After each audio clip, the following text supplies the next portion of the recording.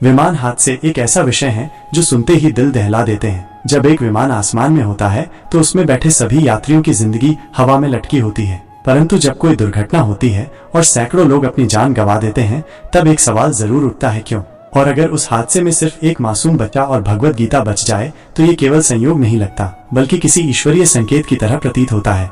घटना का सारांश, मान लीजिए एक भयानक प्लेन क्रैश हुआ जिसमें 260 लोगों की मौत हो गई।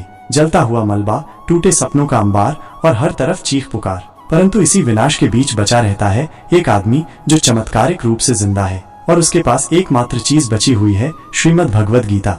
ये खबर सोशल मीडिया से लेकर न्यूज चैनलों तक आग की तरह फैल जाती है। लोग कहने लगते हैं, क्या ये कोई संकेत है? क्या भगवान हमें कुछ कहना चाहते हैं? भगवत गीता केवल एक ग्रंथ नहीं, जीवन का सार। भगवत गीता केवल 700 श्लोकों का ग्रंथ नहीं है, बल्कि ये जीवन, मृत्यु, धर्म, कर्म और मोक्ष का संपूर्ण मार्गदर्शन है। महाभारत युद्ध के मैदान में अर्जुन को जब मोह जकड़ लेता है, तब श्री कृष्ण द्वारा दिया गया ज्ञान ही भगवत गीता कहलाता है। अगर कोई आदमी किसी विमान हादसे में जिंदा बचता है और उसके पास केवल गीता है, तो इसका अर्थ केवल इतना नहीं कि वो किताब मलबे में सुरक्षित रही, बल्कि ये भी हो सकता है कि ये एक आध्यात्मिक संकेत है प्रस्तुत किया गया है। क्या ये संयोग था या ईश्वर की योजना? संयोग, वैज्ञानिक दृष्टिकोण से देखा जाए तो यह एक संयोग भी हो सकता है। विमान के जिस हिस्से में आदमी बैठा था वो मलबे में ज्यादा प्रभावित नहीं हुआ। गीता एक छोटी और ठोस किताब होती है जो संभवतः किसी बैग में सुरक्षित रही।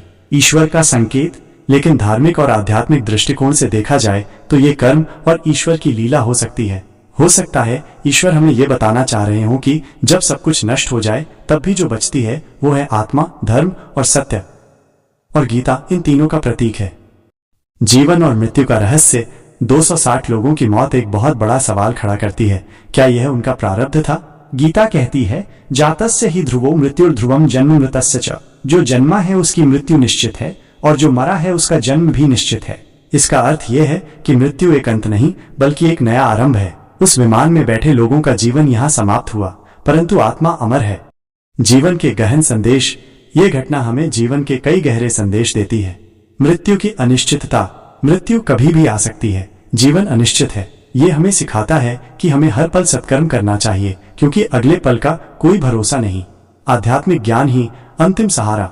जब सब कुछ खत्म हो जाता है तो बचती है हमारी आत्मा और उसका परमात्मा से संबंध। ये दर्शाता है कि आध्यात्मिक ज्ञान ही हमारा अंतिम सहारा है। कर्म का फल अवश्य मिलता है। ये भी एक गहरा संदेश है कि कर्म का फल अवश्य मिलता है। शायद उन 260 लोगों में कई ऐसे होंगे जिनकी जीवन यात्रा पूर्ण हो चुकी थी। जीवन का महान उद्देश्य। अंत में यह घटना हमें याद दिलाती है कि आदमी का जीवन किसी महान उद्देश्य के लिए हो सकता है। हमें स्वयं को प्रेम, सेवा और सत्य के मार्ग पर बढ़ावा देना चाहिए। एक कारक हो सकता है। यदि यह किसी मजबूत बैग में सुरक्षित रूप से रखी गई थी तो यह दुर्घटना के प्रभाव से अपेक्षाकृत अप्रभावित रह सकती थी, जबकि आसपास की अन्य वस्तुएं क्षतिग्रस्त हो गईं।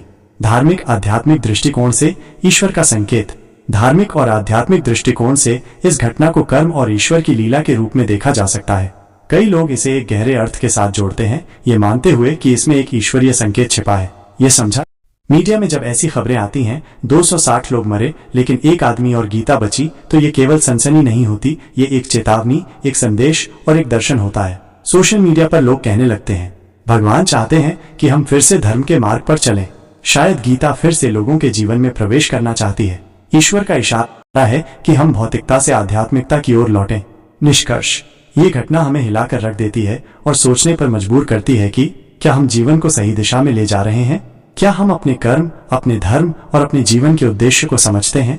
क्या हम भी उस बच्चे की तरह भाग्यशाली होंगे अगर हमें कोई संकट घेर ले? भगवत गीता का बचना और उस मासूम का जीवित रहना केवल एक खबर नहीं, बल्कि एक जागृति का शंखनाद है। शायद ये ईश्वर का संकेत है और अब हमें सुनना ही होगा। अब भी समय है, जागो, जानो और जीवन को सार्थक बनाओ।